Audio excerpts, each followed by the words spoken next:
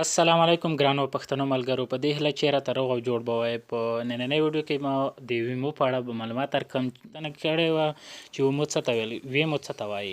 نو که چیرې مو تر اوسه زموږ چینل نه وي سبسکرایب بټن ووهئ، د په څنګ کې بیل بټن باندې کلیک وکړئ، بیا په ال باندې کلیک وکړئ. ویډیو مو که چیرې خوښه شي لایک یې کړئ او تر پایه وګورئ. راځئ چې پیل کړو.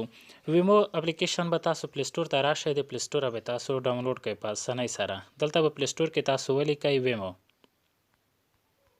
کله چې یوازې ویمو ولیکئ تاسو به دا سرچ کوئ، کوم د پاسنۍ اولنۍ اپلیکیشن چې ګورئ دا به تاسو ډاونلوډ کوئ. دلته ډاونلوډ لیکلی وي او ما ډاونلوډ کړی دی. په دې باندې به تاسو کلیک وکړئ، خلاص به یې کړئ. ما ډاونلوډ کړم.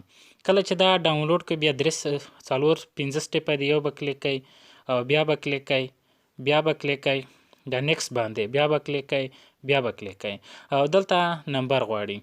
کله چې دا نمبر کوم کنټري کې وي هغه کنټري لوکیشن به تاسو انتخاب کړئ.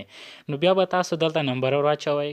دا نمبر به تاسو کوم ور واچوئ نو دا نمبر ستاسو ته یو وریفیکیشن کوډ راځي.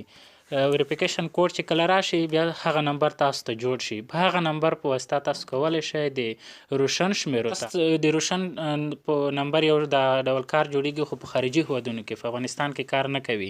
نو بیا تاسو خپل ملک ته د خارجي هیواد څخه زنګ وهلی شئ. کله چې وریفیکیشن کوډ راشي کوم نوی نمبر درکړي د هغه نمبر څخه تاسو زنګ کولی شئ خارجي هیوادونو ته. نو کله چې د سعودي عرب څخه یا دوبۍ څخه یا بل ملک څخه تاسو افغانستان ته زنګ کوئ نو یا پاکستان ته زنګ کوئ، نو د روشن شمیره به په افغانستان کې دلته د روشن شمیرو ته به تاسو ته د روشن په ډول یا څه ډول چې په افغانستان کې روشن څخه روشن ته زنګ وهئ دومره یو په منټ باندې 1 یا 2 افغانۍ کټ کوي. نو تاسو ته به هغه د روشن په ډول روشن په شان مصرف کټ کوي. نو یو ډېر ښه غوندې اپلیکیشن دی. دلته به تاسو یو خپل نمبر ور واچوئ. کله چې نمبر تاسو ور واچوئ بیا به دلته راشئ، رجسټریشن باندې به کلیک وکړئ، کنټینیو باندې به کلیک وکړئ. نو دا چې په افغانستان کې اوس کار نه کوي، زما موقعیت اوس په افغانستان کې دی، نو تاسو به د خارجي هیواد کې دلته خپل نمبر ورکړئ، بیا به کوډ راشي. نوی نمبر چې درکړي هغه ځای ته زنګ وهئ. نه زنګ چې وهئ افغانستان ته خپل ملک ته روشن شمیرو ته، نو د روشن په اندازه به له تاسو څخه خپل مصرف کوي.